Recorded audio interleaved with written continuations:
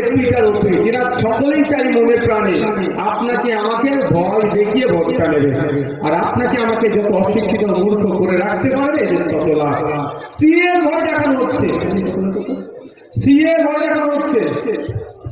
আমি আপনাদের বলি, এখানে যারা ভয় পান তাদের উদ্দেশ্যে বলছি, সিএ আইনটাকে আমরা একবার পড়েছি, আমার মনে হয় কেউ পড়েনি, পড়েছি কেউ? ওখানে নাকি এরা ভয় দেখাচ্ছে ভারতীয় মুসলিমদেরকে তাড়িয়ে দেবে।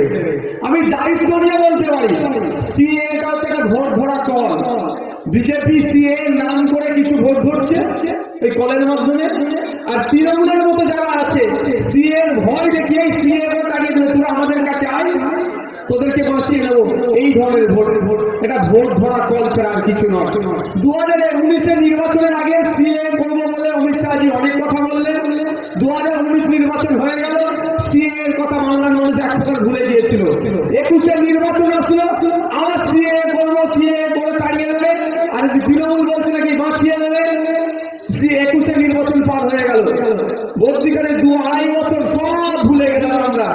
হঠাৎ দিকে 29 নভেম্বর 2023 অমিত শাহজি কলকাতায় আসলেন, ওখানে দাঁড়িয়ে বললেন হাম সিএ কালকে রাখেঙ্গে।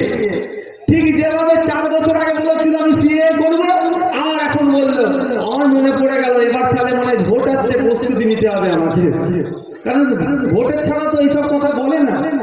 ঠিক ভোট আসলে যেমন রাস্তা, খারাপ রাস্তা সারাই হয়, খারাপ রাস্তা সারাই হয় যে ধরনের আমরা দেখি, ভোট আসলে সিএ এর কথা হয়।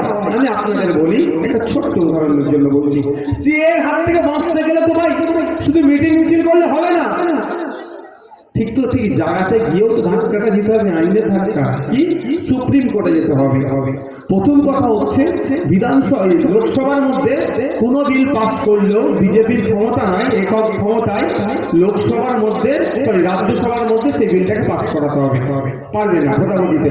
ওখানে বিজেপির এমপি সংখ্যা কম, ঠিক দেখুন ওই জায়গা থেকে তৃণমূলের মতো দলের যারা আছেন এমপিরা ম্যানেজ করে ঠিক তারা বেরিয়ে যায়, ভোটাভুটিতে বিজেপিকে পাস করিয়ে দেয়।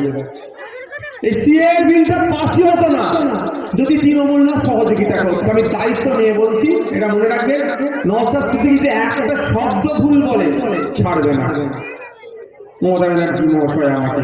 আমি দায়িত্ব নিয়ে বলছি, সিএ বিল পাস করতে তৃণমূল সহযোগিতা করেছে বিজেপিকে, আচ্ছা তাকে আমরা ভরসা করছি। দ্বিতীয় কথা, যখন আইনে পরিণত হয়ে যায়